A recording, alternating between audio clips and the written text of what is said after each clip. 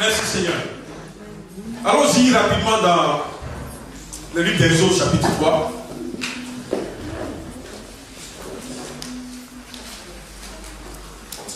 Je vais, par la grâce de Dieu, prêcher assez courtement ce matin. Je ne suis pas en train de provoquer votre foi. Je vais prêcher courtement ce matin. Amen. Dis Amen. Amen. Exode chapitre 3. Mais on va prier pour la parole d'abord. Seigneur, nous remettons toutes choses dans tes mains. Alors je prie ce matin que toute parole qui va procéder de ma bouche, Seigneur, vienne de toi. Nous voulons non seulement prêcher ta parole, mais nous prions surtout, Père, que tu sois avec nous, que tu te manifestes, que tu envoies, Seigneur, une onction spéciale, pour que chacun d'entre nous, Seigneur, soit renouvelé ce matin. Merci de ce que nos cœurs sont ouverts et que nous sommes prêts, Seigneur, à recevoir de Dieu. Que nous puissions diminuer en l'instant et que toi, tu prennes le contrôle de toutes choses. Reçois toute la gloire ce matin au nom de Jésus-Christ. Amen. La semaine qui est passée, donc on avait il y avait une conférence de l'île, le mouvement auquel nous appartenons. Il y avait une conférence des leaders où on était. Et le thème de la conférence était Defining Moment. En fait, en français, c'est le moment décisif. Et ça m'a fait beaucoup de bien. On n'a pas le temps pour partager beaucoup de choses, mais j'étais convaincu que je dois apporter un message sur le même thème, pour que l'on regarde un peu, voyez, ce que cela veut dire et signifie dans notre marche avec Dieu que d'avoir un moment décisif. Et ce matin, pas ce matin, hier nuit, par contre, j'écoutais un message, je crois que c'est le dernier de Ati Kendall qu'il a fait à Katie. Et puis je me suis rendu compte qu'il parlait exactement de Defining Moment. Et puis, il parlait exactement de Moïse. Et c'était le message que je préparais. Et je suis tombé par hasard. Je voulais juste dire, bon, je voulais me satirer un peu de la parole. Je me dis, bon, ok, allons-y, écoutons un peu Ati Kendall. Et puis c'est sur ce message que je suis tombé. Donc, je suis convaincu que Dieu a un message pour nous. Dieu est en train de parler. Et qu'il faut que ces genres de moments arrivent dans notre vie. Je vais venir doucement. Vous connaissez Steve Jobs? Tout le monde le connaît parce qu'on a tous des iPhones dans la poche. Vous le connaissez très bien, n'est-ce pas? Est-ce que vous savez que Steve Jobs a été un enfant adopté? Et donc, sa biographie nous apprend que quand il a découvert en fait qu'il a été adopté, vous voyez, il y a eu comme un esprit de rejet qui s'est emparé de lui. Et donc, il a vécu je veux dire, sous l'emprise de cet esprit. Et pendant ces premières années, ces années de jeunesse et tout ça, il ne pouvait pas vraiment évoluer, il ne pouvait pas produire quelque chose de bon. Jusqu'au jour où il a décidé de confronter ses parents adoptifs. Et vous dites, mais pourquoi est-ce que, c'est-à-dire, il ne connaît pas ses parents l'ont rejeté et tout. Et donc, vous voyez, ses parents adoptifs lui ont fait une réponse. Ils lui ont dit, peut-être que tu crois que tes parents t'ont rejeté, mais nous, on t'a choisi. Et ça fait la différence dans la vie de cet homme que vous connaissez aujourd'hui. Il était parti pour être un échec à cause de son passé. Mais il y a eu un jour dans sa vie, il y a eu un instant, il y a eu une confrontation, il y a eu une discussion, il y a eu une parole qui a été relâchée dans sa vie. Une parole, non plus de rejet, mais une parole d'acceptation. Et désormais, vous voyez, l'histoire nous apprend il s'est dit, ah, en fait, je suis un enfant choisi. Et donc, parce que je suis un enfant choisi, tout est possible. Et donc, il a commencé désormais à rentrer dans une nouvelle dimension de sa vie.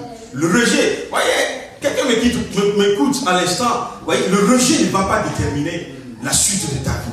Le rejet que tu as traversé, voyez, le rejet, il y a des gens qui ont été rejetés même dans leur relation. Et ces choses les ont poursuivis. Mais Dieu nous dit aujourd'hui, voyez, il y a un moment, et il va y avoir un moment décisif dans ta vie, où le cours de ta vie va changer. Et va changer pour le bien. Amen. Alléluia. Amen. Et donc, vous voyez, dans l'histoire, il y a toujours eu des moments décisifs. Je vais parler juste de Steve Jobs, mais on peut regarder par exemple, je ne sais pas qui en parlait la dernière fois, on peut regarder par exemple, même l'histoire du monde entier. Vous voyez, il arrive toujours un moment, regardez par exemple les développements de la science, il va toujours arriver un moment donné, quelque chose va se passer, et puis le cours de l'histoire va changer. Amen. Vous voyez, un exemple, par exemple, quand ils ont découvert la pénicilline, par exemple, quelque chose s'est passé dans l'univers, dans le monde entier. Vous voyez, aujourd'hui, par exemple, le traitement du cancer, on parle de la chimiothérapie. À un moment donné, il n'y avait pas la chimiothérapie. Mais quand ils ont découvert la chimiothérapie, le cours du traitement, ou bien de la manière même dont on aperçoit le cancer, a changé. Parce que désormais, il y a quelque chose qui s'est passé dans l'univers. Vous connaissez beaucoup, il y a beaucoup de moments décisifs comme ça dans l'univers. Mais on ne va pas rester dans le monde, on va revenir à la Bible. Vous êtes d'accord avec moi? Amen. C'est plus important. Allons-y dans chapitre 3. Amen. Il dit à partir du verset 1, il dit, Moïse faisait paître le troupeau de Jéthro, son beau-père, sacrificateur de Madian, et il mena le troupeau derrière le désert et vint à la montagne de Dieu à Horeb. Dis à quelqu'un montagne de Dieu.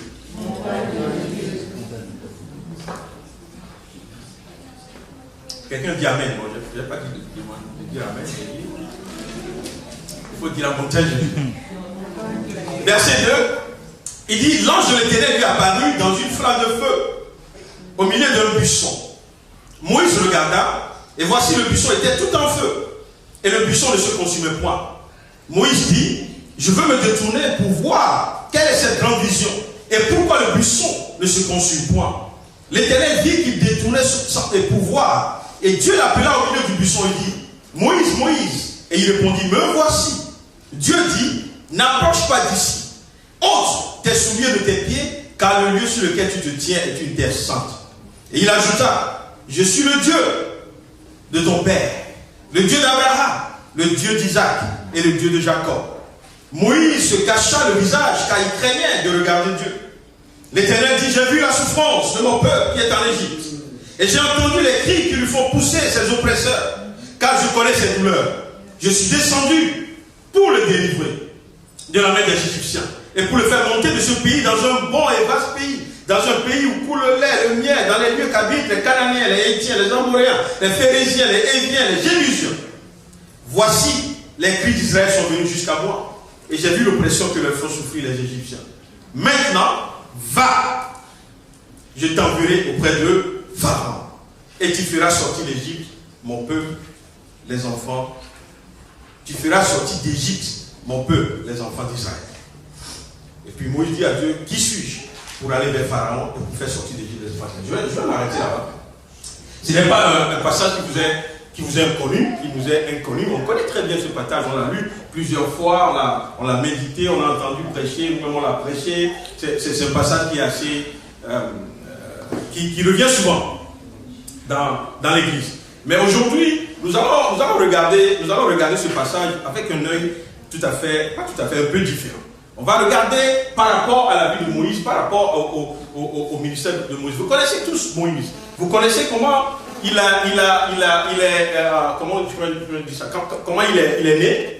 Et vous savez que quand il était né garçon, il était né dans une période où le roi avait décidé d'assassiner tous les garçons du peuple hébreu. Et sa maman, la Bible nous a dit, l'a caché dans un panier. C'est ça, il l'a mis sur l'eau, et puis il a été ramassé, il a été retrouvé, récupéré par la fille du pharaon, et la fille du pharaon l'a adopté, en fait, l'a amené dans le palais. Donc, Moïse a grandi comme prince dans le palais du pharaon. et bonne éducation, tout ce que vous pouvez imaginer qu'on peut faire, qu'on peut donner à un prince. Mais, voyez, dans tout cela, la réalisation de la réalité d'appartenir au peuple d'Israël n'a jamais quitté Moïse. Il savait qu'il était dans le palais du Pharaon, mais que c'était son peuple qui était en esclavage. En fait, en réalité, sa place était de l'autre côté. Sa place était parmi le peuple qui était en esclavage. Et donc, il a vu certainement comme une opportunité, sa position de prince, de pouvoir intervenir et de pouvoir libérer son peuple. Et donc, quand il a commencé par, je vais dire, à être assez, je vais dire, quand il a grandi suffisamment, il a commencé par s'intéresser à ce peuple qui était en esclavage. Et la Bible nous dit qu'un jour, un Égyptien était comment on dit ça? Il s'est bagarré. En tout cas, on va dire qu'il n'y a vraiment pas bagarre entre le peuple et puis les esclaves. Ok? Donc ça veut dire qu'il le corrigeait d'une manière pour être tué. Et puis, bon, enfin, Moïse est intervenu et puis la Bible nous dit qu'il a tué l'Égyptien, il a caché son corps et puis bon, il est parti. Quelque temps après, je ne me souviens plus exactement, mais bon, enfin, maintenant il y a deux Hébreux qui se battent de son peuple. Non, il est venu, cette fois-ci, ce n'est pas pour tuer quelqu'un, mais il dit, bon, ça c'est mon peuple. Donc il vient, il dit à celui qui a tort, c'est ce que la Bible nous dit, il lui dit, mais pourquoi est-ce que tu fais violence à ton frère? Et puis, l'autre le menace. Vous connaissez l'histoire. Il dit, mais ah bon, tu veux me tuer comme tu as tué l'Égyptien? Alors Moïse a dit, ah, donc cette affaire n'est pas, quand bien même j'ai caché le corps et tout ça, cette affaire n'est pas vraiment cachée. Amen. Je crois que Moïse était un peu ignorant parce que c'est difficile aux affaires d'être caché. Il était, pas ignorant, mais il était naïf. Merci, merci Jean. Vous voyez un peu, et donc, à partir de ce moment, l'affaire est sue par le Pharaon, et le Pharaon, maintenant ils ont décidé en fait d'éliminer Moïse. Et Moïse a fui. C'est comme ça, il a fui le palais, et il est allé dans le désert. Vous connaissez la suite. Il a été accueilli encore par une destinée divine, et il a aidé certaines filles qui venaient prendre de l'eau et tout. Bon, il s'est agi finalement que il a marié, il a été recueilli par Jéthro, par la famille de Jéthro, et il est devenu le beau-frère, le beau-fils. Il a marié Séphora, que vous connaissez et tout. Donc, maintenant, ce qui est important dans tout cela, c'est que Moïse, qui avait déjà la révélation dans le palais qu'il était appelé à aider, à faire sortir le peuple d'Égypte de l'esclavage, il est arrivé maintenant dans la maison. En fait, le Jéthro, c'était une famille de sacrificateurs. Et il est arrivé maintenant dans la famille des sacrificateurs. Et donc, si on devait suivre un peu la logique et qu'on devait donner un conseil à Dieu, on devait dire simplement à Dieu, mais bon, comme il a fui et qu'il est venu dans la maison des sacrificateurs, il faut le mettre à ton service. N'est-ce pas? C'est-à-dire que Moïse doit maintenant là-bas, il doit accompagner Jéthro pour aller faire les sacrifices. Mais la Bible nous dit qu'on lui a plutôt confié un troupeau.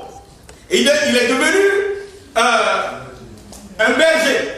Et c'est lui qui sortait le troupeau, allait les nourrir et tout le reste. Mais toutes ces choses, encore une fois, le Seigneur est très merveilleux parce que même en faisant ça, ce qu'il ne savait pas, c'est que Dieu avait, c'était un temps de préparation.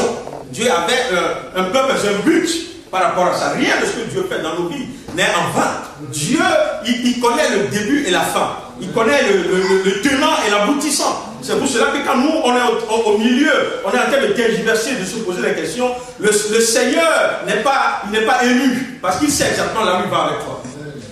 Amen.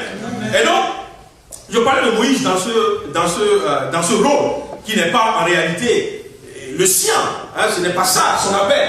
C'est pas d'être derrière les troupeaux. Et on arrive maintenant à Exode chapitre 3, qu'on vient de lire tout à l'heure. Un jour, la Bible nous dit, il faisait paître le troupeau de Jéthro, son beau-père, sacrificateur de Madian, et il mena le troupeau derrière le désert et vint à la montagne de Dieu à Horeb. Là, on va regarder de près ce passage. Parce que ça a une importance. Mais la première des choses, quand tu lis ce passage, c'est vrai que tu vas te poser la question. Parce que, vous voyez, pourquoi est-ce que ce jour particulier, il a décidé d'amener le troupeau à Horeb? La Bible dit c'est derrière. Enfin, c'est derrière le désert. Si vous voyez, je peux avoir cette photo-là. Bon, c'est pas bien sorti, mais c'est la montagne Horeb. Et c'est là, si vous allez dans Actes des Apôtres, chapitre 7, quand l'histoire de Exode 3 est relatée dans Actes chapitre 7, ils ont parlé de Sinaï. Mais en réalité, c'est la même chaîne de montagne. Okay? Et cette chaîne de montagne, en fait, cette montagne particulière s'appelait la montagne de Dieu, qui était à Horeb. Et donc, si nous regardons Moïse ce jour-là, il y a peut-être quelques questions qu'on peut se poser.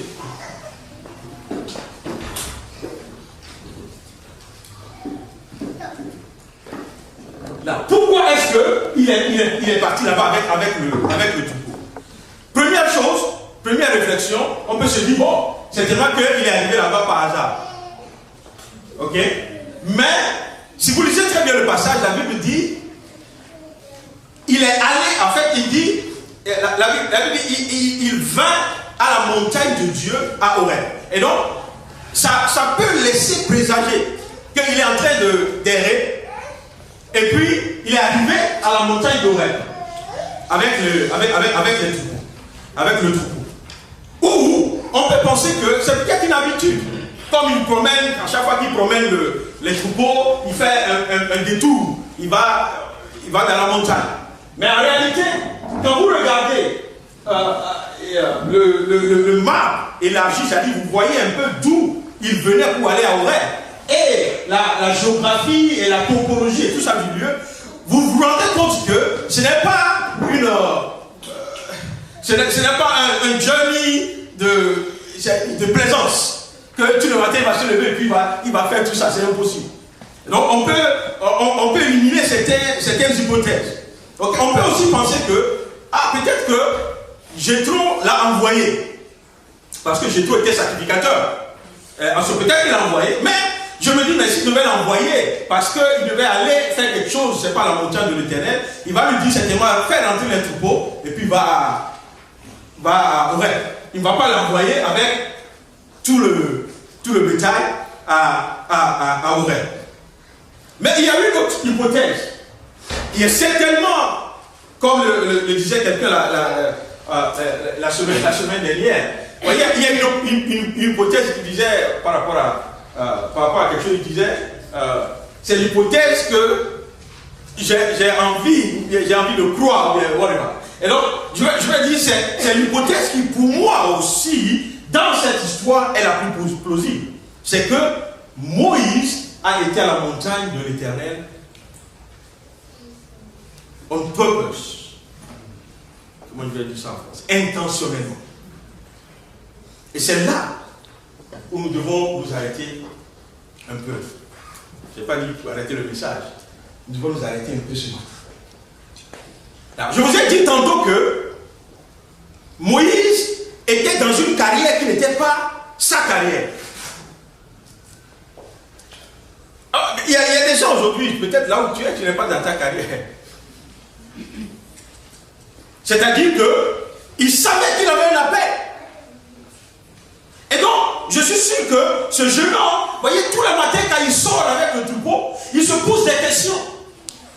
C'est-à-dire, qu'est-ce que Dieu veut faire de ma vie en réalité? Qu'est-ce que je suis en train de faire ici? Où est-ce que Dieu m'envoie? Mais est-ce que Dieu m'a dit ce que je sais, pour lequel Dieu m'a appelé? Comment est-ce que ça peut s'accomplir dans ce que je suis en train de faire? Il se pose des questions. Et certainement, vous voyez, il attendait de Dieu une réponse. Il attendait de Dieu que quelque chose se passe dans sa vie. Et ce jour-là, ce matin-là particulièrement, après avoir fait perdre les troupeaux, il dit, bon, allons-y à la montagne de l'Éternel. Il est allé là-bas, vous voyez, sans aucune, comment je vais dire ça, il ne savait même pas ce à quoi il s'attendait. Mais il y avait l'intention. Il avait lui-même, il était résolu que, vous voyez, d'une manière ou d'une autre, Dieu doit changer sa situation. Dieu doit intervenir d'une manière ou d'une autre. Et donc, à un moment donné, mais où est-ce qu'il faut aller? Il faut aller à la montagne de l'Éternel. Il ne sait pas s'il va voir Dieu assis sur un trône, s'il va voir Dieu en train de faire la sieste, s'il va voir des anges qui font. Il ne sait pas, mais il s'est résolu. Il dit, il faut que j'aille quelque part. Il faut que je fasse un geste, je fasse un pas de foi qui m'emmène à la réalisation que Dieu doit me rencontrer. Amen. Alléluia. Et il n'a certainement pas averti son employeur. Il a pris les troupeaux, il est parti.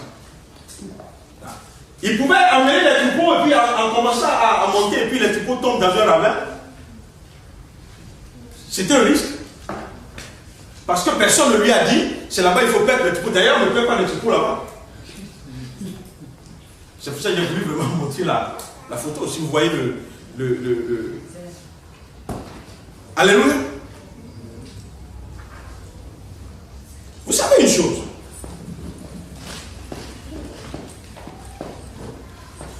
Il y a une fois, vous voyez, comme je l'ai dit, je l'ai dit au départ, il y a des moments décisifs dans la vie de chacun. Et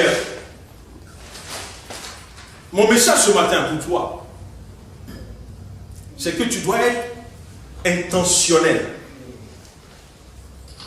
Tu dois être, je ne sais pas si le mot intentionnel traduit très bien ce que je veux dire.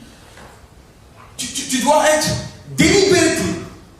Tu dois chercher Dieu de manière, tu dois vivre de manière délibérément pour rencontrer Dieu. Ou pour que Dieu te rencontre. Amen. Regardez un peu. Je disais, je ne sais plus quelle année on était à Saint-John et tout. Et puis à un moment donné, on était avec l'évangéliste Luc. Et puis il a dit, ce serait intéressant qu'on aille en retraite en Écosse. Et puis, on a vu, bon, on a fait on faisait les plans. Et donc, au milieu des hommes, au milieu du groupe qu'on était, bon, il y en a qui ont dit non, nous on va pas aller. Bon, non, moi j'ai le travail. L'autre a ceci, c'est normal, c'est le monde d'aujourd'hui. Alléluia. Et donc, en ce moment, moi particulièrement, je savais que Dieu a fait un appel pour ma vie. Je savais que Dieu voulait faire quelque chose par rapport à ma vie. Et donc, quand il a dit que ce serait intéressant qu'on aille à l'Écosse, j'étais le premier sur la liste. Il dit, ah ouais, tu comprends. Et donc, d'ailleurs, il m'a confié à l'organisation, donc je devais appeler tout ça. Voilà. Et puis, pour faire short, on est allé en Écosse avec un groupe de leaders, les hommes en ce moment. C'est vrai qu'on était partis, je crois qu'on a fait une semaine, sa façon de revenir un dimanche. Et on se dit, on dit, on ne va pas manger toute la semaine, on va faire le temps sur du jus. Donc on est parti à Aldi, on a dévalisé Aldi. On a pris tous les jus qui sont épais là. Comme ça fait remplacer un peu la nourriture. Vous comprenez un peu ce que je dis. Mais voici la réalité des choses. C'est que, vous voyez, j'ai pris une décision et je savais, ça veut dire que pour moi, Dieu doit faire quelque chose dans ma vie. Dieu doit me rencontrer. Je ne sais pas où ça va se passer, quand ça va se passer, mais j'étais prêt à faire tout ce qui est possible, parce qu'un jour, Dieu doit le faire. Mais non, tu ne peux pas rester comme tu es. Tu ne peux pas dire que tu es un appel, tu sais que Dieu t'a appelé, tu sais pourquoi, et puis non, il faut que tu cries à Dieu, tu fasses ce que tu peux faire, tu sois là où tu peux être, mais il faut que tu sois intentionnellement prêt pour que Dieu te visite. Et on est allé en Écosse. Il y a eu, quand je suis devenu, j'étais né de nouveau, j'étais né de nouveau depuis le pays, depuis le Togo, avant qu'on vienne ici. On a fait, j'ai fait beaucoup de... Au fait, c'est terrible parce que depuis le pays, quand moi je suis né de nouveau, ce qui m'intéressait, c'était la parole de Dieu. Et j'étais un peu, tu vois, j'aime ça. Et quand tu viens, on discute, I love that. Mais jusque-là, ça ne me disait rien d'autre que, vous voyez, le petit intellectuel qui... Tu vois, il n'y avait pas ce côté de de visitation de Dieu. Vous voyez, il y a quelque chose qui se passe quand l'huile de Dieu tombe sur ce que tu as en main. There is a difference. Il y a quelque chose qui se passe. Et donc, quand on est venu, d'abord j'étais en Belgique, vous voyez, on allait dans certaines églises là-bas. Bon, c'était à peu près la même chose. On est venu ici. J'avais commencé par aller à... d'abord, je visitais une église ghanéenne qui se rassemblait, je crois, à Bristol. Et puis après, quelqu'un m'a invité, je crois que c'est John, je ne sais plus qui, m'a invité à Rouen. Donc j'ai commencé à Rouen et tout ça. Et puis, en tout temps, quelqu'un a invité mon épouse à Pierre-Vivant. Et puis, elle est venue me dire, ah, j'ai trouvé une église francophone. Et qu'on doit y aller. Je me souviens quand on est venu, elle m'a amené à Pierre-Vivante. Et donc, depuis que j'ai mis les pieds à Pierre-Vivante, je ne sais plus, à 99 fois, je suis toujours à Pierre-Vivante. Vous voyez un peu. Mais jusque-là, j'aimais Dieu, parce que j'aimais la parole de Dieu. J'ai découvert un peu des contradictions. Nous, on a vécu dans l'église catholique, donc quand j'étudiais la parole de Dieu, j'ai découvert les contradictions. Donc ça me plaisait de dire aux gens, mais vous êtes dans le faux. Voici ce que la Bible dit. Vous voyez, la Bible dit, celui qui veut être évêque, il doit être mari d'une seule femme. Pourquoi vous défendez aux gens de se marier? Et puis après, ils sont derrière en train de faire des... Bon, enfin, j'aimais ces choses. Et maintenant, quand on est arrivé en Écosse, je ne m'attendais pas à quoi que ce soit. Je ne savais pas. Il n'y avait rien à quoi tu attendais, sauf que tu t'attendais à ce que Dieu te visite. De quelle manière Dieu va le faire? Est-ce qu'il va le faire? Il ne va pas le faire? Tu ne sais pas. Mais tu te dis, bon, si ça ne se passe pas en Écosse, si on dit demain c'est à Bournemouth, je vais à Bournemouth aussi. Parce que ce que je veux, c'est que Dieu me touche. Et puis demain, on va dire, non, mais c'est peut-être à Marseille. Je suis à Marseille. Est-ce que vous suivez un peu? Et je ne sais plus quel jour de cette rencontre. Et toute la nuit dans ma chambre, visitation du Seigneur. Visitation du Seigneur. Vous voyez, ça c'est des choses que dans ma vie chrétienne, peut-être c'est la manière dont Dieu a parlé ce jour-là. C'est peut-être une ou deux fois que tu entends Dieu comme ça. Bon, je sais, il y a beaucoup de gens à chaque fois, Dieu leur parle. Oui, il m'a parlé au dimanche. Il m'a dit, ah, si tu sors de l'eau, la pluie va tomber. Je bénis Dieu pour leur vie, mais moi, ça ne se passe pas comme ça tout le temps. Amen. Et donc, c'est ce jour-là, j'ai eu des visions qui sont claires. Je ne vais pas aller en profondeur dedans, mais de ce que Dieu veut faire avec ma vie, j'ai eu des visions de Jésus-Christ. Bon, je sais qu'il y a beaucoup de gens qui ont vu Jésus dans leur vision et qui l'ont vu tous. À un moment donné, peut-être tu as vu, peut-être tu n'as pas vu. Ce n'est pas ça qui est important. L'important, c'est ce que Dieu veut faire de ta vie, de la manière dont Dieu a choisi de te parler. Amen. J'ai vu la visitation, j'ai vu même ma relation avec Jésus, j'ai vu ma relation par rapport au peuple de Dieu, j'ai vu plein de choses. Amen. Et cette nuit-là, je vais dire, ma vie n'a plus jamais été la même. Non seulement ma vie, mais ma relation avec Dieu n'a plus jamais été la même. Et c'est ce jour que j'ai su. Et que pas que j'ai su seulement, mais vous voyez, comme je l'ai dit tout à l'heure, c'est comme si il s'est passé quelque chose en moi. Je ne peux plus rien faire d'autre que de servir Dieu désormais. I can't do anything. Anything else. Et j'ai essayé à faire autre chose.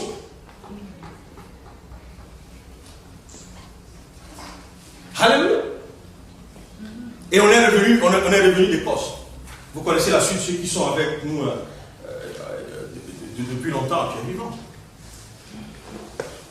Ça a été pour moi un moment décisif.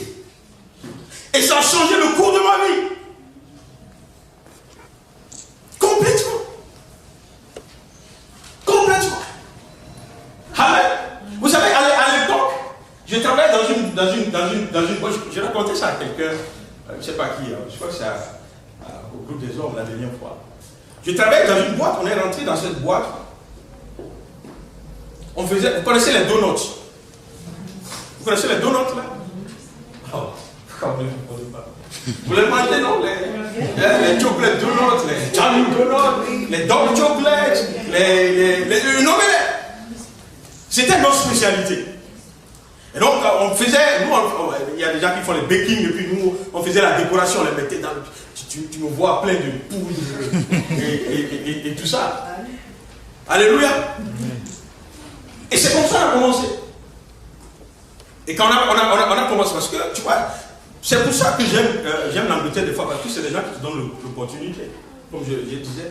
Vous voyez, et petit à petit, dans la boîte, quand ils ont commencé par découvrir en réalité qui tu es, qu'est-ce que tu as comme bagage et tout, de rien.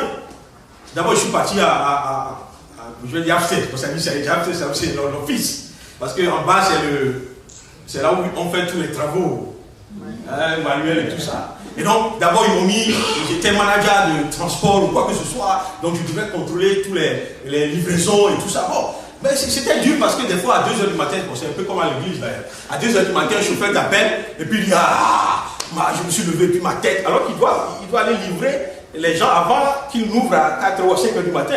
Donc, parce que toi, tu es manager, donc tu dis à ta femme, bon, désolé, mais là, je dois aller faire la livraison.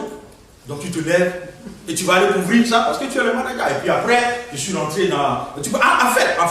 Pour faire court, à la fin, je suis devenu dans la boîte, après ma bosse de top 1. Et donc, toutes ces décisions qui devaient être prises dans la boîte, c'était moi.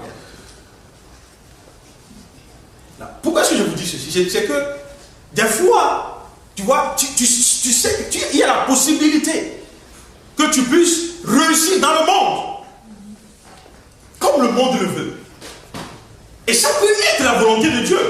Suivez-moi bien, parce que je ne dis pas que tous ceux qui, ici, aujourd'hui, tu es manager quelque part, tu vas aller dire non, je vais laisser tomber parce que Dieu a un appel sur moi. Est-ce que vous me comprenez bien? Dieu appelle des gens aussi à réussir dans le monde, à devenir les grands managers. Et puis d'ailleurs, tout le monde voyait, même dans la Bible, il y avait les rois et puis il y avait les prophètes. Amen. Quand il y avait la guerre, les prophètes ne combattaient pas. C'est les rois qui allaient en guerre et puis ramenaient le butin et tout. Les prophètes étaient en relation avec Dieu pour amener l'oracle de Dieu. Et donc, on est tous dans une même église, mais chacun a un appel différent. Tout le monde n'est pas appelé à être pasteur ou prédicateur de la parole de Dieu dans ces termes. Tout le monde doit prêcher la parole de Dieu. Vous comprenez un peu? Mais il y a des gens au milieu de nous aussi qui ont certainement un appel particulier que Dieu leur veut quelque part. Mais parce que, vous voyez, le monde est très attractif des fois. En fait, c'est ce que le diable fait. C'est ce que le diable fait. Je me souviens que c'est à ce moment-là, quand je suis arrivé à ce niveau, que nous avons acheté la maison qui est à Basile. Et donc, c'est le moment où on est rentré dans la fête de mortgage. C'est pas facile. Amen.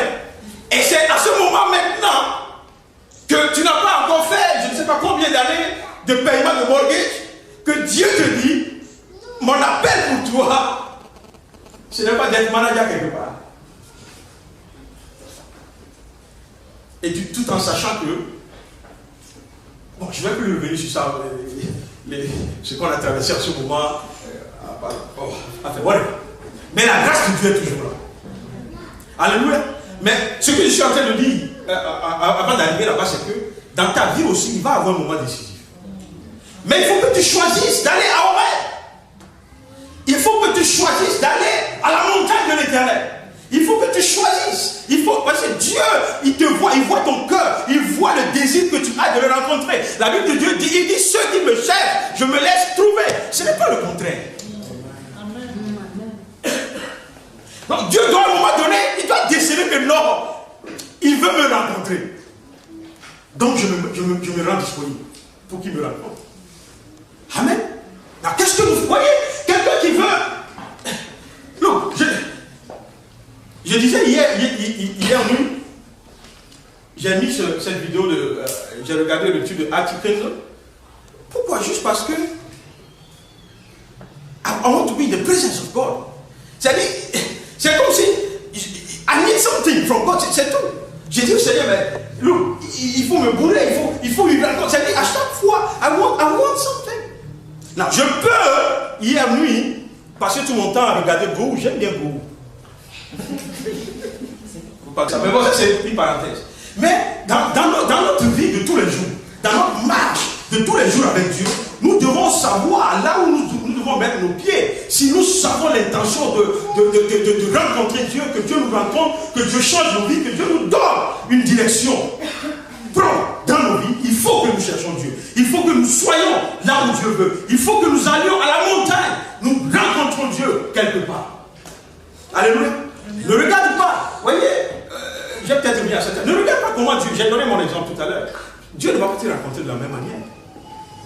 Dieu n'est pas un Dieu de. Vous voyez, la Bible nous dit même le truc avec Élie. La Bible dit à un moment donné, Dieu, vous voyez, il y a eu un grand vent, Dieu n'était pas dedans, et puis il y a eu un feu dévorant, parce qu'on dit souvent Dieu. Dieu n'était pas dedans, et puis le jour là, Dieu est venu comme un doux murmure pour parler à son serviteur. Amen. Mais il a décidé de te parler à toi comme un feu dévorant, il le fera. Il viendra au milieu du feu. S'il a décidé de te parler à toi comme je ne sais pas, un vent impétueux, tu entendras le vent et puis Dieu sera au milieu. Mais la réalité, la clé, c'est est-ce que tu veux rencontrer Dieu? Est-ce que tu veux rencontrer Dieu? Est-ce que ta vie, tu veux que ta vie change? Pas parce que, vous voyez, tu connais quelque chose, tu as maîtrisé quelque chose. Non. Que ta vie change parce qu'il y a une touche de Dieu. Une touche de Dieu. Qui va changer ta vie. Vous voyez, je veux dire de fond en comble. Et désormais, tu ne seras plus quelqu'un qui... Tu ne seras plus poussé à faire quoi que ce soit pour Dieu, mais le feu va venir de ton intérieur, le feu va te consumer. Tu auras envie chaque jour que tu fasses quelque chose pour Dieu. Et Dieu est capable de te rencontrer à ce niveau. Il faut que tu ailles à Horeb. Amen. Aujourd'hui, la montagne, Sinaï et tout ça est là, mais Dieu n'est plus là-bas. Alléluia. Il faut que tu rencontres Dieu. On a parlé de la rencontre. J'ai vu passer, même quand on était là, je voyais passer des emails. Non, je sais qu'il y a beaucoup qui ne sont pas là aujourd'hui, mais qui ici s'est inscrit pour la rencontre? À part Agnès.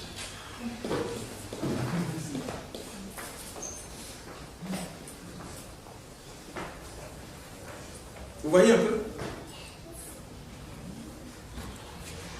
Intentionnellement. J'aime pas. Vous voyez, il y a des gens qui disent souvent il faut provoquer Dieu. Je n'aime pas ce thème de provoquer Dieu, mais je préfère plutôt, vous voyez, chercher Dieu intentionnellement. Prendre la décision que je ferai tout ce qui est possible pour que Dieu me touche. Pour que Dieu me visite. Pour que Dieu me parle. Que je ne sois pas seulement en train d'écouter le témoignage des autres. Je veux être un témoignage aussi. Je veux être un témoignage. Et Dieu ne fait exception de personne. Dieu ne m'aime pas plus que Dieu aime Jean. Nous sommes tous enfants de Dieu. Nous avons tous été rachetés par le sang de son Fils. Et ce sang a la même valeur. Nous avons la même valeur aux yeux de Dieu à cause du sang qui nous a rachetés. Et donc ce qu'il a fait pour moi, il peut le faire pour toi. Ce qu'il a fait pour toi, il peut le faire pour moi. Il faut que nous apprêtons à ce que Dieu nous visite. Je ne parle pas d'une visitation d'ensemble, mais je parle d'une visitation, voyez, individuelle. Ce que Dieu te dit dans le secret. Alléluia. Ce jour-là, Dieu m'a donné une parole. Et c'est les rares fois que je me réveille, que c'est clair. C'est comme si... Vous voyez un peu ce que je veux dire? Si j'étais un fanatique des ministères, j'aurais déjà eu un ministère. C'est le ministère, parce que même là... Il y a quelqu'un qui prêchait, qui disait, mais... Aucun ministère appartient à qui que ce soit. Tous les ministères sont les ministères de Dieu. Mais la personne qui prêchait, lui, il a un grand ministère. Vous comprenez ce que je veux dire? Non. Les ministères que Dieu nous a donnés, ils sont là. C'est les 5 ministères, ils sont là dans la Bible. Et donc, nous devons... Parce qu'en réalité, quand moi je regarde la Bible, il y a plein de choses que je ne vois pas. Hein. Je n'ai pas vu l'apôtre Paul qui avait un ministère d'établissement des royaumes de ceci. Et puis, mais l'apôtre Paul derrière, ça n'existe pas. Il va te dire, moi je suis appelé prophète et apôtre. Comme les autres. C'est ce que Paul va te dire. Il va déjà dire, ah, quand je vais arriver à Rome, mon ministère sera désormais le ministère de rédemption des... Non, non, non, non. Parce que Dieu n'a pas donné ce ministère. Ça n'existe pas dans le monde. Amen. Ce que Dieu a donné, c'est le ministère qu'ils nous ont donné. Tu es prophète, tu es appelé prophète, tu es appelé apôtre, tu es appelé ceci, tu es appelé cela. Amen. Donc les autres, le reste des choses, vous voyez, quand ça devient, je ne dis pas que quelqu'un n'a pas le droit de le faire, mais ça ne doit pas être le... Vous voyez ce que je veux dire? Hein? C'est pas ça le principal. Le principal, c'est que tu évolues dans le ministère que Dieu t'a donné. Si Dieu t'a appelé évangéliste, il faut que tu fasses l'œuvre d'évangéliste. Si tu es appelé pasteur, il faut que tu fasses l'œuvre de pasteur. Si tu es appelé prophète, tu fasses l'œuvre de prophète. Le reste, c'est notre organisation humaine. Ça n'a pas grande importance aux yeux de Dieu. Ça ne sauve personne. Ça n'ouvre aucune porte. Ce qui ouvre la porte, c'est que Dieu nous rencontre. C'est que Dieu nous change. Amen. Alléluia. Peut-être que vous êtes choqués, mais comme je l'ai dit, il y a une des paroles que Dieu m'a données au début de mon service avec Dieu. C'est ça, c'est Jean 4:34. Il dit, je fais ce que mon Père fait. C'est pour cela que nous, on est obligé de dire la vérité. You say it as it is. Amen. Je sais qu'il y a des moments où, même nous, on est abonnés à plusieurs ministères. Tu vas voir, il y a tel ministère qui envoie tel papier, tel ministère, tel ministère, tel ministère. Amen. Ce n'est pas mauvais. Mais si ça devient ton truc principal, c'est-à-dire pour toi, la rencontre avec Dieu passe par, ça devient un problème. Va à Horeb. Il faut que tu ailles à Horeb. Emmanuel a prêché plusieurs fois ici, il a parlé des temps de retraite. Il y a des moments où tu es là, je vais venir. Oh my God, votre temps est parti. Il y a des moments où tu es là et puis tu sais, toi-même tu sais que si tu ne sors pas, il y a quelque chose, c'est pas bien. Et tu prends le temps avec Dieu. Et puis tu dis à Dieu, bon, Seigneur, je ne comprends rien. Voici les situations que je traverse, je ne comprends rien, je suis là depuis. Mais je viens, Seigneur. Et puis tu verras. Quand Dieu va te rencontrer, Dieu va commencer par te parler. Vous vous souvenez, si vous allez, je ne vais pas lire, parce que je vais aller lire dans 1 roi 19, l'histoire d'Élie. La Bible nous dit que, vous savez, quand il a défié les prophètes de Baal, et quand il est sorti de là-bas, Jézabel lui a envoyé un message. Non, mais elle est courageuse, cette dame. Elle a envoyé un message à Élie. Élie, tu as dit, comme c'est toi qui as détruit les prophètes, il dit, si moi je ne te détruis pas, que les dieux me tiennent. Voilà. Et puis il a menacé l'homme de Dieu. Et sur le coup, l'homme de Dieu a pris peur. Peut-être qu'il était aussi fatigué. Vous savez, il y a des temps où, parce qu'on est fatigué, on est susceptible à tomber dans le piège de l'ennemi. Il faut qu'on soit vigilant. Amen. Parce qu'il est sorti de toute cette pluie. C'est pas facile, hein. Parce qu'on lit souvent ça, on dit, bon, il a dit le feu tombe et tout ça. Et puis non, mais ça doit être épuisant, cette confrontation. Et il est parti de là-bas. Et vous savez, à un moment donné, ce que Dieu lui a dit, parce que Dieu ne voulait pas que cet homme meure. En fait, si vous lisez très bien, il avait une idée suicidaire. Parce que quand il s'est parti, il s'est retiré. Tout le monde a dit à Dieu, Seigneur, maintenant là, il faut me prendre. Et Dieu s'est dit, mais ça c'est mon serviteur, je dois faire quelque chose. Dieu lui a donné à manger, la Bible dit par les anges, je ne vais pas aller, et puis il a pris un peu de force. Vous savez ce que Dieu lui a dit? Dieu lui a dit, va au rêve. Il a dit, il va au rêve. Et la Bible nous dit, 40 jours. Le monsieur a marché pour arriver au rêve. Si c'était aujourd'hui, on va dire à Dieu, mais au rêve, mais il y a North London. Pourquoi je ne vais pas aller à North London? Pourquoi je dois marcher 40 jours pour aller à Horeb? Alors que c'est quelqu'un qui mourait, qui était fatigué, à qui Dieu a donné un peu de nourriture. Et la Bible nous dit cette nourriture l'a soutenu pendant les 40 jours de marche pour arriver à Horeb. Et c'est à Horeb maintenant que Dieu lui a parlé. Vous vous souvenez? Voyez, quand tu rencontres Dieu, Dieu va te donner une commission. C'est ce que nous appelons, oui, l'appel, le ministère, tout le reste. Mais c'est Dieu qui te donne une commission. Il a fait avec Moïse. Quand Moïse est arrivé à Horeb, vous connaissez l'histoire. l'histoire de le feu et tout le reste, mais à la fin, ce qu'on doit retenir, c'est que Dieu a dit à Moïse, voyez, je vais t'envoyer en Égypte. Je vais t'envoyer auprès de Pharaon. Et tu vas délivrer ton peuple, mon peuple. Et Dieu lui dit, je suis le Dieu de ton père, le Dieu d'Abraham, d'Isaac et de Jacob. C'est-à-dire, je suis un Dieu qui est fidèle dans ce que je dis. Si tu regardes l'histoire d'Abraham, d'Isaac et de Jacob, tu sais que Dieu n'est pas un Dieu qui ment. Et donc il s'est révélé à son serviteur comme le Dieu d'Abraham, d'Isaac et de Jacob. Et ce matin, voyez, je vais te dire une chose. Il dit, c'est pas ce nom que éternellement ils me connaîtront. Je vais te dire une chose ce matin. Dieu demeure le Dieu d'Abraham, d'Isaac et de Jacob. C'est-à-dire quand il dit, il accomplit.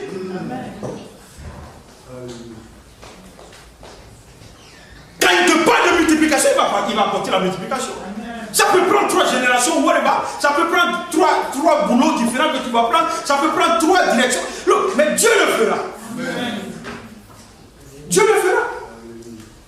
Dieu le fera. Il n'a pas menti dans le passé, il ne mentira pas aujourd'hui. Donc je reviens rapidement à Élie. Et donc la Bible dit, va. Dieu lui dit, va au rêve. Et il est parti au rêve. Et c'est là où s'est passé l'histoire de Dieu, le vent qui est passé, et puis Dieu lui a parlé dans le rêve. Dieu lui a dit 2 choses à Élie. D'abord, il a dit aussi, il a dit, va, et puis loin, Jéhu et Élisée. C'est une des choses que Dieu lui a dit. Si vous regardez très bien, ce monsieur qui était un des grands prophètes et qui a perdu même le goût de la vie, Dieu a restauré son ministère prophétique. Puisque Dieu lui demande maintenant d'aller oindre ces gens, c'est-à-dire d'aller parler dans leur vie afin qu'ils accomplissent ce pourquoi Dieu les a appelés. Est-ce que vous voyez un peu? Et donc, des fois, on est là. Peut-être que tu es en train de l'écouter ce matin, tu es fatigué. Tu es fatigué des situations qui sont autour de toi. Tu es fatigué des attaques de l'ennemi. Tu es fatigué réellement. Des fois, tu penses même à abandonner. Il y a le suicide physique, mais il y a le suicide spirituel. Mais Dieu dit ce matin, va au rêve. Parce que moi, je peux restaurer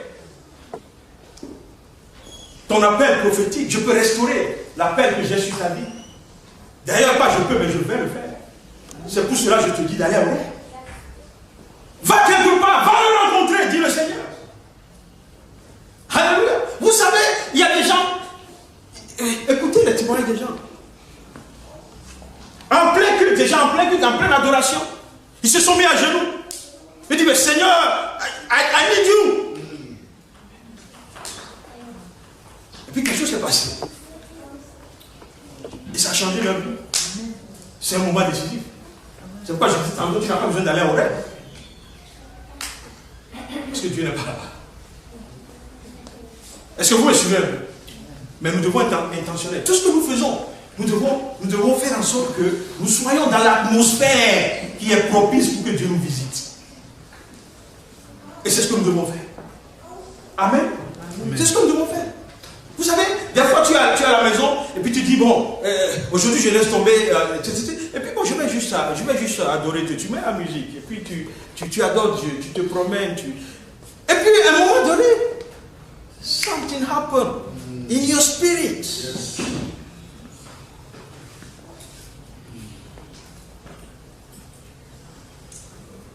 Amen. Amen. C'est important, mes frères. Je vous en supplie. Ce monde n'a rien à nous offrir. C'est pour cela que nous devons rencontrer Dieu. Parce que c'est ce que Dieu dit qui importe, qui compte. Je le répète, je ne suis pas en train de te dire que tu dois laisser ce que tu es en train de faire parce que Dieu te veut pour faire. Non, non, non. Mais God has something. Dieu a quelque chose pour toi que Dieu seul connaît. Et donc, la réalité des choses, c'est que tu as envie de savoir ce que Dieu a pour moi. C'est tout. J'ai envie de savoir où Dieu me veut. Qu'est-ce que je suis en train de faire? Qu'est-ce que je dois faire next? Dieu est un Dieu qui parle.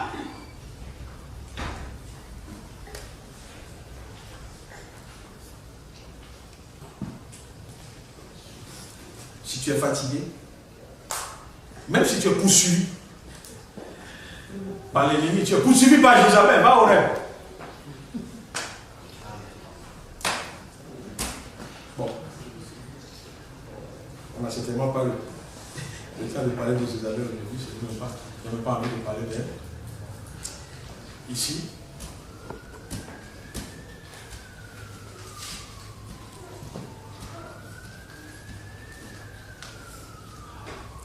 À Horeb, vous savez, Dieu a aussi révélé ses plans à Élie.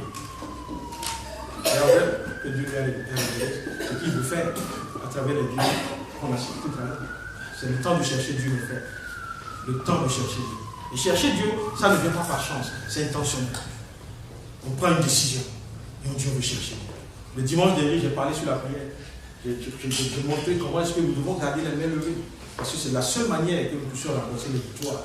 La victoire sur les ennemis, ceux qui viennent contre nous. Mais aujourd'hui, je vous en supplie, je nous en supplie. Cherchons Dieu. Mettons du temps, pas pour Dieu. Un temps soit peu. 1 heure, 2 heures, quelques temps, tu t'enfermes, tu te focalises sur Dieu. Et non. Dieu le fera. Dieu le fera. Il faut qu'on soit intentionnel. La Bible dit, vous connaissez le passage de 1 Chronique chapitre 22, il dit, applique ton cœur à chercher l'Éternel. Applique ton cœur. C'est-à-dire, tu n'es pas là pour dire, bon, je cherche l'Éternel. You do something. Tu dois être proactif. Et Dieu va te rencontrer. Et ça va bouleverser ta vie. Ça va devenir pour toi un moment décisif. Quand tu vas parler, tu vas dire, ah, ce jour-là, quelque chose s'est passé dans ma vie. Et il faut que tu aies cette expérience.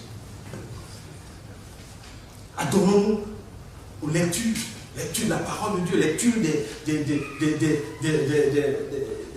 des livres, voyez, tout ce qui peut nous faire approcher de Dieu, qui peut nous conduire dans la direction de Dieu, nous devons le faire.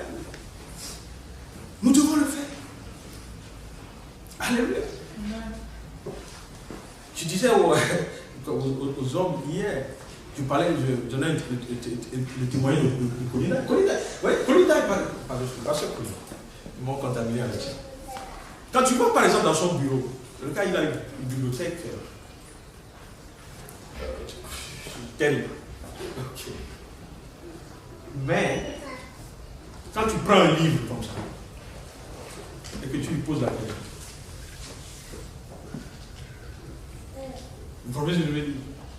C'est-à-dire qu'il peut y avoir des bureaux où il y a des bibliothèques ornements. Mais ça dit, il ne fait que lire, étudier. J'ai même dit qu'il est un peu abusif. Il abuse les livres. Mais c'est parce qu'il se crée une atmosphère où la présence de Dieu, vous voyez, il se donne l'atmosphère qui fait que la présence de Dieu soit avec lui tout le temps. Qu'il ne soit pas surpris à un moment donné où il est sans couverture. Et donc, il y a des choses que nous pouvons faire. On peut réduire certaines choses et donner plus de temps à Dieu. On peut le faire. On peut le faire. Je le dis parce que je suis un homme aussi. Je suis comme vous. On peut le faire. Amen. On peut le faire. Toutes ces choses, je ne vais pas revenir sur toutes ces choses que nous faisons, que nous pouvons réduire, mais vous, tous vous le savez, et je prie que Dieu parle à chacun d'entre nous. Parce que un moment décisif arrive dans ta vie. Il faut que tu sois prêt, il faut que tu sois là où il faut, voyez, pour que tu ne rates pas ta visitation. Il faut que tu sois là où il faut, en train de faire ce qu'il faut. Ça ne dépend pas. Vous voyez, Moïse n'a pas attendu que Jéthro l'envoie. Si le Seigneur était resté peut-être longtemps. Est-ce que vous savez qu'au moment où Dieu l'a appelé là, le gars il avait déjà 80 ans. S'il avait attendu Jéthro, peut-être à 120, il ne serait pas encore allé là-bas. Mais il avait ce feu en lui. On a si grand. Vous voyez, le Dieu que je connais, le Dieu d'Israël, où est-ce qu'il est? Pourquoi il n'agit pas? Vous connaissez l'histoire de Daniel et toutes ces choses. Vous voyez, c'est important. Qu'est-ce que toi tu dis par rapport à ta vie? Vous voyez, des fois même il y a des situations qui sont dans nos vies, et puis on les regarde, on les contemple, et puis on sourit, et on fait autre chose. invoquer Dieu dans ces situations.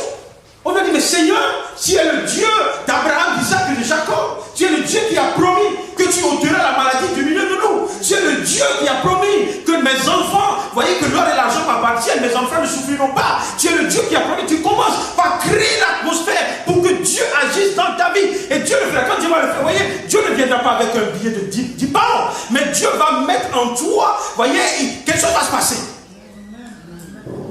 Sentiment rapide. C'est certain. Juste parce que c'est que Dieu est fidèle. Amen. Et Dieu va te parler. Il va te dire non, c'est parce que tu es en train de faire ceci. Non, il faut laisser tomber cela. Il faut faire cela. Non, il faut prier. Il faut veiller. Il faut jeûner. Vous voyez, c'est vrai qu'en tant qu'église, des fois, on appelle le jeûne. Mais même dans nos vies personnelles, il y a des moments où tu dis à tes seigneurs, you know, bon, vous comprenez. Vous comprenez, n'est-ce pas? Parce que Dieu nous appelle, mes frères. Dieu, il attend. En fait, c'est comme un père qui attend juste que ses enfants viennent. Amen. Amen. Dieu a tout. Tout. Il a tout. Tout est disponible. Mais il faut que tu passes par la porte de la prière, de la visitation, de la présence de Dieu. Pour que Dieu relâche ces choses en tes mains. Il n'y a rien qui se passe dans ta vie aujourd'hui qui est impossible à Dieu de gérer. Il n'y a aucune situation que Dieu ne peut pas trouver. Regardez juste les témoignages, les exemples que vous avez autour de vous. La situation que tu traverses, quelqu'un d'autre l'a déjà traversé, Dieu l'a changé. C'est le même Dieu. C'est un Dieu d'alliance. Et il tient ses alliances. C'est un Dieu d'alliance. Maintenant, c'est à toi de découvrir ta commission. Qu'est-ce que Dieu veut pour toi? Qu'est-ce que Dieu veut que tu fasses? Amen. Amen. Il faut aller au rêve. Je vous en prie, ne sortez pas d'ici et achetez des billets pour le rêve. Je ne sais pas s'il y a des hôtels là-bas. Mais cherchons Dieu. Cherchons Dieu. De temps en temps, immergeons-nous dans la présence de Dieu. Amen. Le 4, c'est le 4 juillet. Le 4 juillet, les hommes, on va faire une retraite. On va commencer juste par une journée. On va prendre une journée à part, le samedi.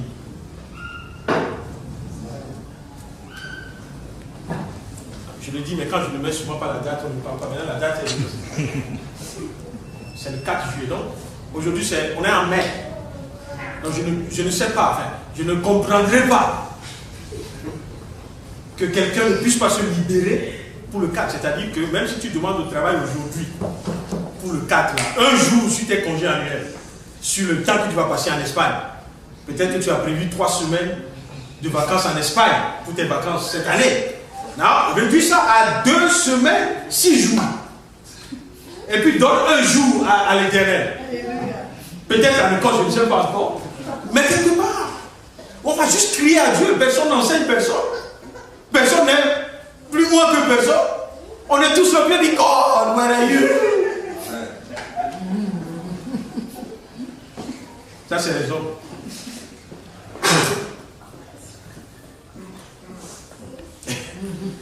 Est-ce qu'il y a des hommes dans cette vie? Amen. Amen.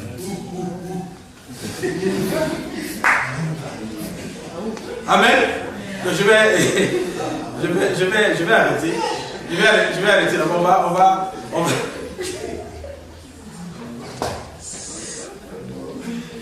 my God. Je suis sérieux. Je suis sérieux. On verra. Peut-être même que on passera une nuit quelque part et puis dimanche on vient directement au culte. Je me souviens quand on était allé en Écosse et qu'on est revenu. Je crois qu'on a fait ça. Je crois qu'on est revenu le matin. On est revenu samedi. Le dimanche, oh my God. Je me souviens des hommes au culte ce dimanche-là. C'est que tout le monde voulait s'enflammer. Tout le monde était en feu. Mais un moment décisif ne suffit pas. Il faut chercher continuellement. Parce que après ce temps, on n'a pas fait 2 mois ou 3 mois. Il y a des gens qui Non seulement ils ont quitté Pierre Yvan, mais ils ont quitté. Amen. Ouais, parce que quand tu es en feu comme ça, l'ennemi, il t'attend. Il rugit comme un lion. Et dès que tu fais un peu là, il colle. Et puis tu oublies même que tu as rencontré Dieu. Même ici à Pierre Yvan, des rencontres, vous vous souvenez, on vient des rencontres, il y a des témoignages puissants le lendemain. Ah! Dieu a changé ma vie. Et Dieu m'a dit, c'est ma maison. 2 semaines après,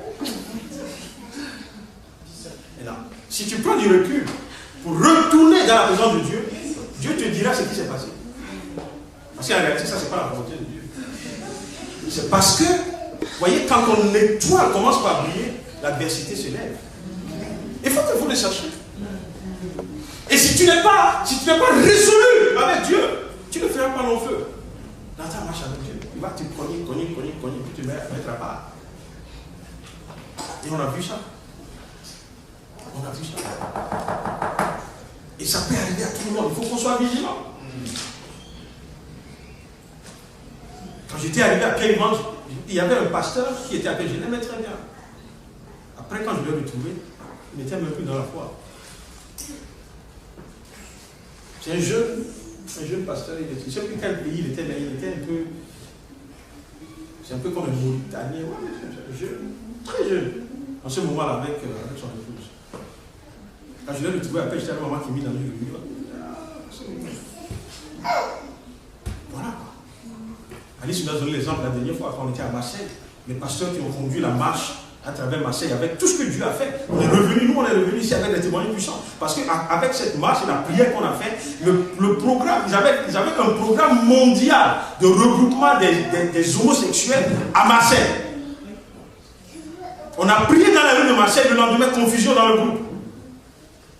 La marche est cassée. On est revenu ici, jubilé, témoignage. Dieu est un Dieu puissant, il a l'œuvre. Effectivement, Dieu a l'œuvre.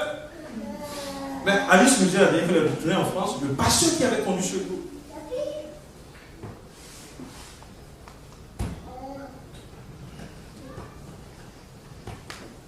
Des fois, tu as envie de pleurer, mais c'est bon d'aller de pleurer dans la présence de Dieu. God, what is going on? Qu'est-ce qui se passe? Quand tu vois les frères, les sœurs, des gens à qui Dieu a parlé, en qui Dieu a investi, vous voyez, des trésors. Et puis à un moment donné, l'ennemi les coince quelque part. Tu dis, mais God, what is going on? Je prends l'exemple de Pierre Yvan. Des fois, c'est quoi? C'est 10h du matin à 12h. 2 heures la semaine. C'est-à-dire, je ne parle pas de ceux qui ne peuvent pas, par exemple, venir dans la semaine et tout ça. Mais pourtant, tu retrouveras quelqu'un qui va dire, c'est comme s'il is too much. Mais dans la présence de Dieu, te montrera. Mais ce n'est pas too much. Mais c'est quelque chose qui lutte pour que toi, tu ne profites pas de ce que Dieu a pour toi. Et we need to stand firm. On doit tenir ferme. On doit tenir ferme. Quand on suit Dieu, vous voyez, si Élie a fui, le monsieur prophète, il a invoqué le feu du ciel. Le feu est tombé. Il a consumé les sacrifices mouillés. Juste après, Jézabel, qui n'était pas prophète de Dieu, puisqu'elle était chef des prophètes de Baal, l'a menacé. Toi qui as détruit la vie de combien il y a eu 700 ou 600 prophètes de Baal. Mais Dieu l'a poursuivi. Dieu l'a poursuivi. Dieu l'a poursuivi. Et là où tu es, Dieu te poursuit tous les jours. Amen. Mais il va arriver au moment quand Dieu va te rattraper, il va te dire, va au rêve. Et c'est là où se trouve la différence. Parce que ce n'est pas tout le monde qui accepte de se lever d'aller au rêve. Comme Élie l'a fait.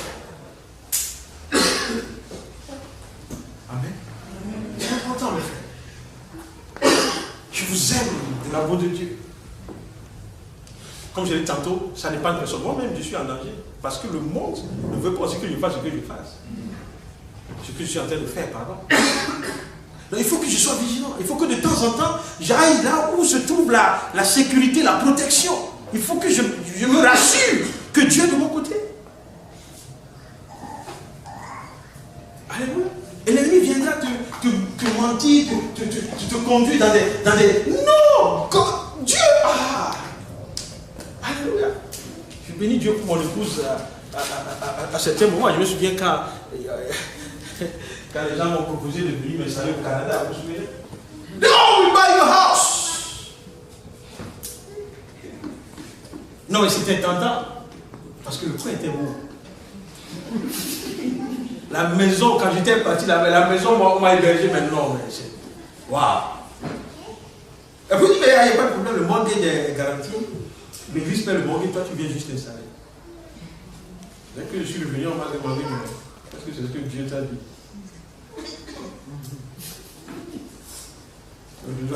Je dois retourner demander à Dieu si c'est ce que Dieu a dit. Mais en réalité, je savais que ce n'est pas ce que Dieu a dit. Est-ce que vous savez, vous comprenez un peu ce que je veux dire? Donc, il y a des choses comme ça qui vont toujours arriver. L'ennemi, on l'appelle le malin. Et il sait ce qu'il fait. Il faut qu'on soit vigilant. Et la seule personne qui peut me donner le discernement, la présence, c'est seulement dans la présence de Dieu qu'on peut vaincre l'ennemi. C'est pour cela qu'on ne doit pas rester en dehors de la présence de Dieu. C'est tout. Amen. Dieu va vous faire prospérer. Mais il va vous faire prospérer là où il a choisi de vous faire prospérer. Dieu. Et Dieu seul. Nous avons des convictions différentes. Mais il faut que nous allions au rêve. Pour que chacun puisse recevoir la part de Dieu. On va se tenir debout. On va se tenir debout. On va se tenir debout. Et nous, après ce message, je ne suis pas sûr qu'il y ait grand chose à faire, que chacun crie à Dieu. Seigneur, je veux te voir, je veux te rencontrer. Et puis tu verras, peut-être avant d'arriver à la maison, quelqu'un va t'appeler et dire, ah, ben, est-ce qu'on peut passer du temps à prier ensemble ce soir? Mais dis pas non, God is talking. Vous comprenez un peu? Il va dire, ah oui, bon, je vais quelque part ici, est-ce que tu peux venir avec nous? Si c'est Dieu qui va être là-bas, si tu as le temps, il faut aller. Il faut créer un peu de temps pour Dieu. Il ne faut pas toujours donner le superflu à Dieu. Il faut créer aussi quelque chose pour Dieu, un peu de temps pour Dieu. Amen. Un peu de temps pour Dieu.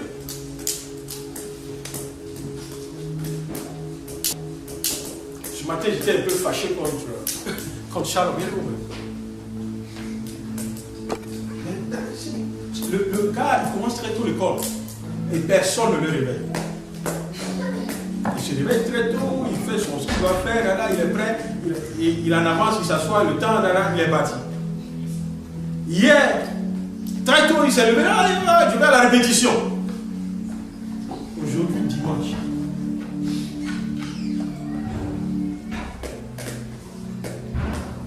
Il attend maintenant qu'on le réveille. Donc, subitement, il n'a plus la capacité de gérer. Voyez un peu. Et ça, parce que c'est dimanche, c'est le moins important. Donc je lui ai posé la question. J'étais, parce que j'ai dit, tu vas venir à vite. Parce que ça se répète, quand on y rentre. Pourquoi? Parce que c'est pas, il a montré en lui que c'est aussi important que quand il va à l'école. Et il faut qu'il ait ça, il faut qu'il ait cette révélation. C'est aussi important. Peut-être qu'on a vu des banquiers dans ce pays, ils sont partis dans des hôtels de 3000 pounds la nuit pour se suicider. C'est des gens qui ont des bonus de millions de pounds par an. Mais parce qu'ils n'ont pas Dieu. Ils n'ont pas ce qu'il faut pour dominer l'esprit de suicide. Ils n'ont pas. Il faut que nous comprenions ces choses. C'est pour cela que nous servons Dieu. Parce qu'il est celui qui peut nous protéger dans les temps de détresse. Il peut nous donner de l'espérance au-delà de ce que nous vivons aujourd'hui. Pourquoi ne pas aimer ce Dieu? Et comment est-ce qu'on peut aimer ce Dieu si on n'est pas prêt à demeurer dans sa présence? Comment on peut demeurer dans sa présence si on ne prend pas une résolution que c'est ce qu'on veut faire?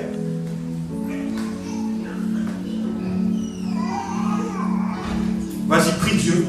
Dis au Seigneur, j'ai entendu ce message aujourd'hui. veux aller au rêve. Je veux te rencontrer. C'est tout ce que tu lui dis. Alléluia. Je veux que tout le monde ferme les yeux et que ce soit personnel. Parle à Dieu ce matin et tu verras. Peut-être dans ces lieux tout à l'heure, Dieu va déposer quelque chose sur ton cœur qui va bouleverser ta vie à jamais.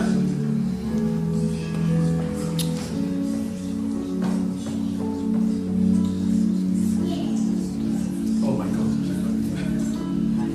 Au nom de Jésus-Christ.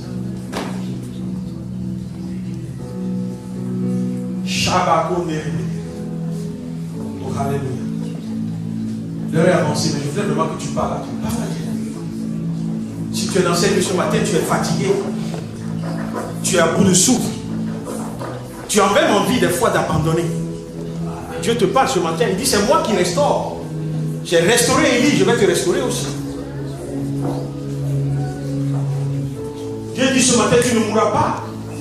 Parce que je suis encore prêt pour te donner de la nourriture, pour te fortifier.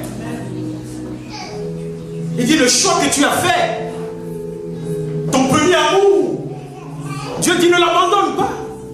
Continue à dépendre de moi, à faire confiance en moi. Parce que je ne change pas, je ne varie pas. Je suis le Dieu de ton père.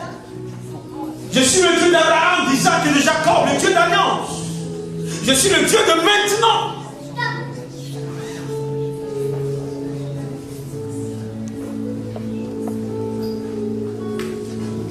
Alléluia. Père, nous te bénissons. Seigneur, je prie, même en sortant d'ici, Seigneur, que ton esprit nous poursuive et nous conduise dans ta présence. Au nom de Jésus-Christ. Amen.